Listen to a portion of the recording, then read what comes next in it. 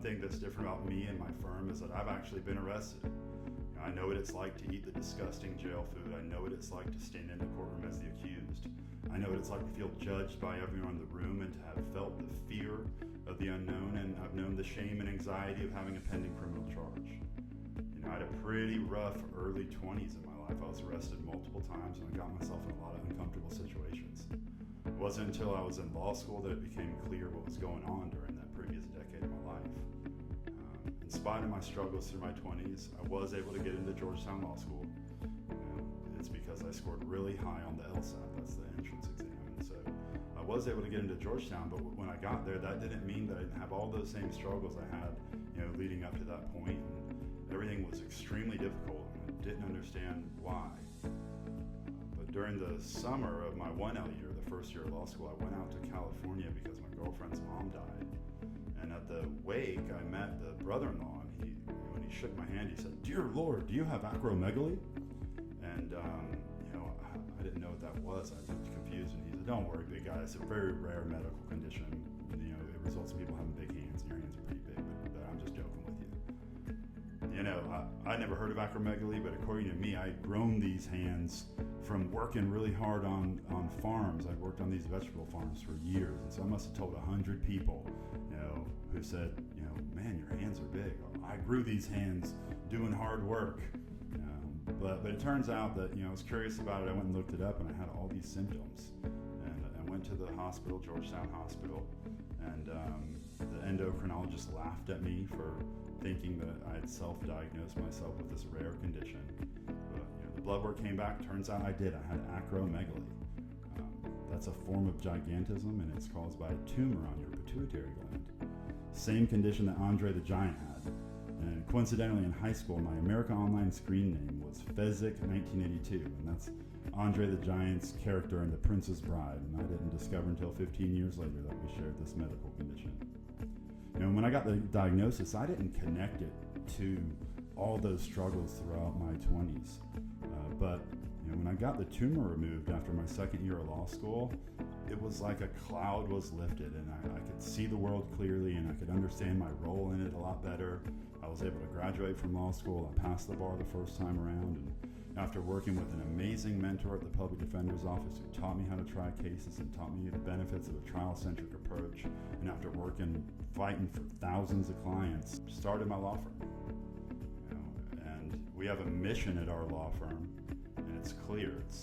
We do everything in our power to minimize the consequences of what you're accused of while providing the highest level of service available. And our vision is that we're the premier criminal defense law firm on the Gulf Coast of Florida, a place where you're treated with dignity and respect, your questions and concerns are answered promptly, and you know that your lawyers are willing to go to battle at trial for you if that's what it requires. And we have a set of core values that everybody in our team believes in and embodies, and that we regularly remind each other of. The first of those core values is non-judgment. We don't care what you've been accused of doing. We don't think it reflects who you are. Our only concern is getting you the least possible punishment, treating you with the dignity and respect that you deserve while we do it. The second core value is that we have a competitive spirit. And that just means that we always want to win. Doesn't matter how big or small the case, we get great joy in winning. As my friend Jim likes to say, there's no greater feeling in the whole world than a not guilty verdict from a jury. And you're going to have an entire team of people who like to win and are going to fight like hell for you. Our third core value is that we have a trial-centric approach. We're a criminal trial firm. And that doesn't mean that we take every case to trial or we don't have clients who are under plea agreements. It means that we prepare every case as if we're going to trial, and that the prosecutors know we're ready to go into battle and whoop them in a jury trial. It also means we don't ever charge a trial fee, so that there's no financial barrier or any disincentive for our clients to choose a jury trial. We believe in this as our core criminal defense philosophy, and it gets us incredible results. Our fourth core value is transparency. That means if you call our office and we don't think you need to hire a lawyer, or we're not the best team to help you for your particular situation, we won't take your money, and we'll try to guide you to someone who might be able to help you better than us. The fifth core value we have is that we always want to make a big impact. We don't take any case that calls our firm. We take cases where people really need us, where there's severe consequences and we know we can help. We're here to help when your life's on the line. When you work with us, we've built a team based on a deep understanding that just because somebody got arrested doesn't mean that they're guilty. And even if they're guilty, that doesn't mean that they deserve punishment. And it definitely doesn't mean that they deserve to be judged on the thing that they've been accused of. And our approach is influenced by the fact that I personally know what it feels like to go through this.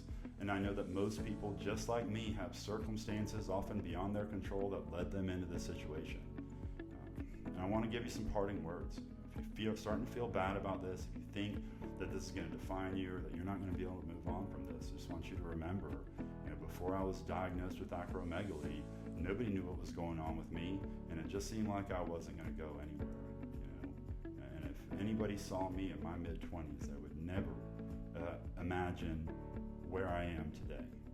And so it's a big part of why we do what we do.